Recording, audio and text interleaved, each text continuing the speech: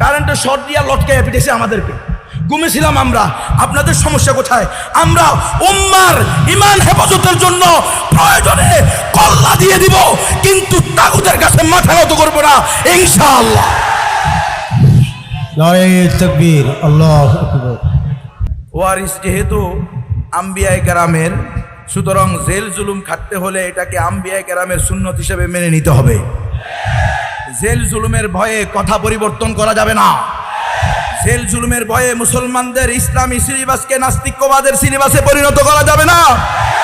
যারা জেল খাটতে তৈরি নাই, যারা ফাঁসিতে ঝুলতে তৈরি নাই, যারা গুম হইতে তৈরি নাই, তারা হেফাজতে ইসলামের নেতৃত্বে থাকবেন না, তারা মুসলমানদের বেফাকের নেতৃত্বে থাকবেন না।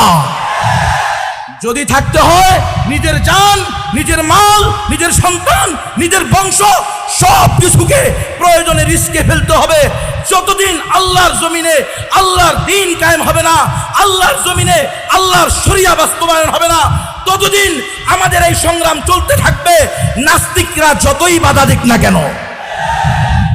আমাদের ওলামায়ে কেরাম, আমাদের আকাবিরগণ যেই দফাগুলো দিয়ে গিয়েছেন, এই নাস্তিক্যবাদের আস্ফালন যতদিন বন্ধ হবে না, নাস্তিক্যবাদী সিলেবাস যতদিন বন্ধ করা হবে না, ঈমানওয়ালা মুসলমানদের নিকটে তাওহীদের সাথে সমন্বয় করে, ইসলামের সাথে সমন্বয় করে সিলেবাস তৈরি করা না হলে হেফাজতে ইসলাম কখনো ঘরে ফিরবে না ইনশাআল্লাহ।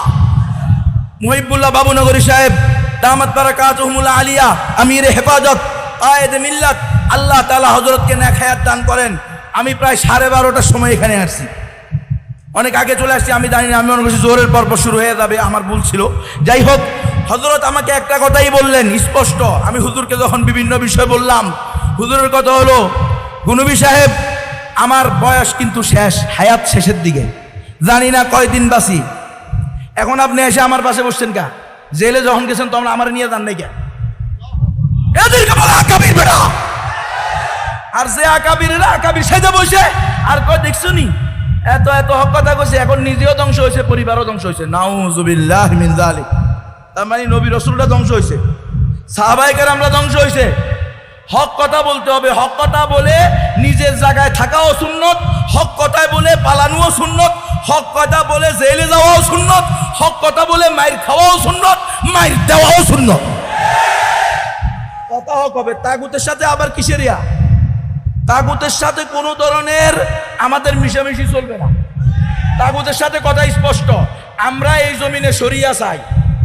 এই হেফাজতে ইসলাম কিনলে রে, হেফাজতে ইসলাম কিনলে গঠন হয়েছে ইসলামের হেফাজতের জন্য। কিছু আইন বাদ দিয়া আর কিছু নিয়া নাকি না। সুতরাং হেফাজতে ইসলামের যত কর্মসূচি আছে, সকল কর্মসূচির প্রধান ঘোষণা হবে, মিছিল হবে, আমরা পূর্ণাঙ্গ জীবন বিধান ইসলামকে চাই। হুজুরের কথা হলো, আমার 90 বছরের বেশি বয়স। জুনায়েদ বাবুনগরীর বয়স যখন 7 বছর, তখন আমি এই দারুল উলুম দেওবন্দ থেকে দাওরা হাদিস শেষ করে দেশে আসছি। ওই বছর জুনায়েদ বাবুনগরীর খতম হয়েছে, আমার ছোট বোনের ছেলে। হুজুর বলতেছেন, তো আমার 90 বছরের অভিজ্ঞতা হলো, তাজরিবা হলো, মোল্লা মুহাম্মদ ওমর যেই তরিকায় আফগানিস্তানে ইসলামী শরিয়া বাস্তবায়ন করতে পারছে, এই তরিকা ছাড়া এই দেশে ইসলামী শরিয়া বাস্তবায়ন সম্ভব না। হুজুরের স্পষ্ট কথা গুনবী সাহেব শুনেন, এই গণতন্ত্র দিয়ে, এই সেকুলারিজম দিয়ে, এগুলো দিয়ে, জমহুরিয়ত দিয়ে কোনোদিন ইসলাম প্রতিষ্ঠা সম্ভব না। এগুলো সব ধোঁকাবাজি, এগুলো সব প্রতারণা। আমি বললাম, হুজুর এগুলো যে জিহাদ কয় গণতন্ত্রে, কোন জালেম জিহাদ কয়, তো হুজুর বলছে এগুলো হলো তাহরিফ। কথা বুঝছেন? কথা পরিষ্কার থাকেন ভাই। এখন আর ওই যে নিমু নিমু করার টাইম নাই। মার খেয়েছি